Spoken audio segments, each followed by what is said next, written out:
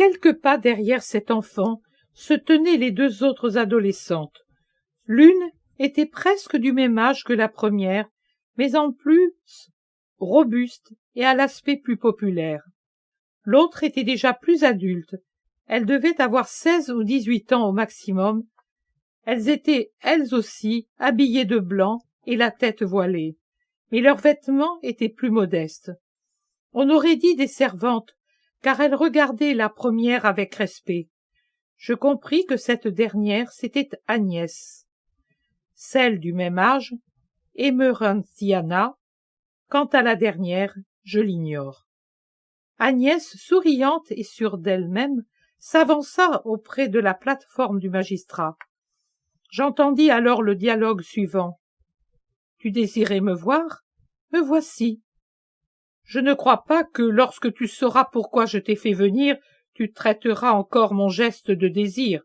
Tu es chrétienne? Oui, par la grâce de Dieu. Te rends-tu compte de ce que cette affirmation peut entraîner pour toi? Le ciel. Fais attention, la mort est laide, et tu n'es qu'une enfant. Ne souris pas, parce que je ne plaisante pas. Moi non plus. Je te souris parce que tu es le médiateur de mes noces éternelles, et je t'en suis reconnaissante. Pense plutôt aux noces terrestres. Tu es belle et riche. Beaucoup pensent déjà à toi. Tu n'as qu'à choisir pour être patricienne. Mon choix est déjà fait. J'aime le seul qui soit digne d'être aimé. Cette heure est celle de mes noces, et ce lieu en est le temple. J'entends la voix de l'époux qui vient, et déjà j'en vois le regard amoureux.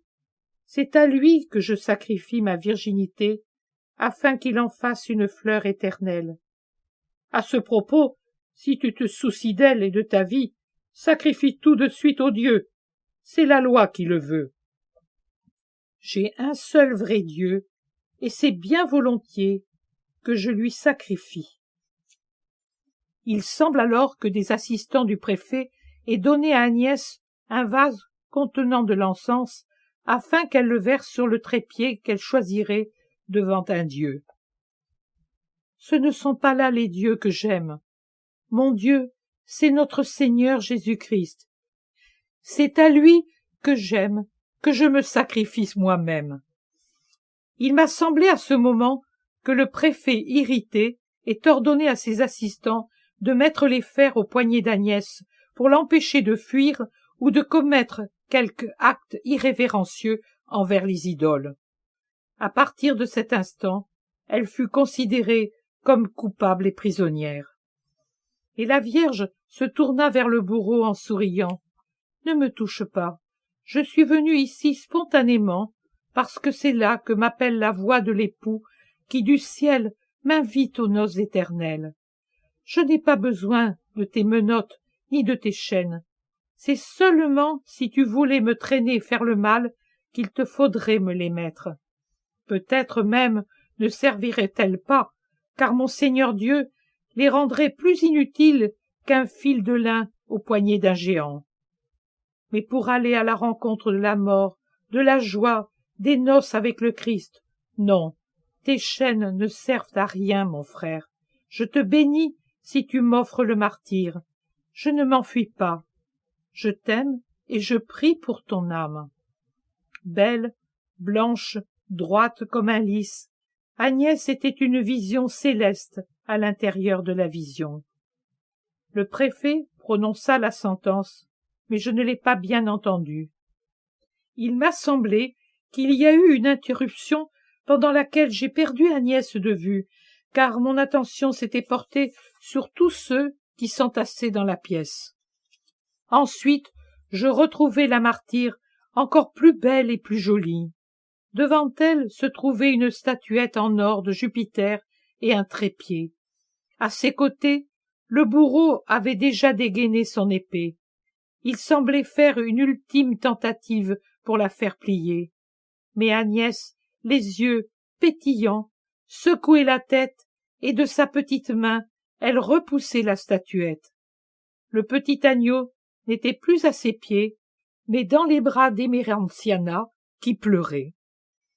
je vis qu'il faisait agenouiller Agnès sur le sol, au beau milieu de la salle, là où se trouvait la grande dalle de marbre blanc. La martyre se recueillit, les mains sur la poitrine et les yeux tournés vers le ciel.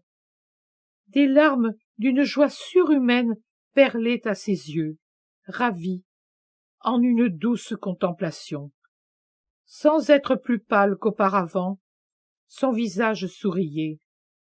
L'un des assistants lui saisit les tresses comme si c'était une corde pour lui tenir fermement la tête. Mais ce n'était pas nécessaire. « J'aime le Christ !» cria-t-elle quand elle vit le bourreau lever son épée. Je vis celle-ci pénétrer entre l'omoplate et la clavicule et ouvrir la carotide droite, et la martyre tomba sur le côté gauche en gardant toujours sa position agenouillée, comme quelqu'un qui s'abandonne au sommeil, à un bienheureux sommeil. Sur son visage, le sourire ne s'éteignit pas, et fut seulement masqué par le flot de sang qui jaillissait comme d'une coupe de sa gorge tranchée. Voilà ma vision de ce soir. J'avais hâte d'être seule pour la mettre par écrit et la savourer en paix. Pendant qu'elle se déroulait, mes larmes coulaient, même si, dans la pénombre de la pièce, elles ont dû rester cachées à ceux qui étaient présents. Je gardai les yeux fermés, en partie parce que j'étais tellement absorbée par la contemplation que j'avais besoin de me concentrer, et en partie pour faire croire que je dormais, bien que je n'aime pas faire comprendre où je suis. Cette vision était si belle que je n'ai pu supporter d'entendre des fragments de phrases communes et très humaines surnager comme de la ferraille dans la beauté de la vision, et j'ai dit « Taisez-vous, taisez-vous », comme si le bruit me dérangeait. Or, ce n'était pas cela, c'était que je voulais rester seule pour contempler en paix, comme j'y suis en effet parvenue. Ensuite, c'est Jésus qui m'a parlé.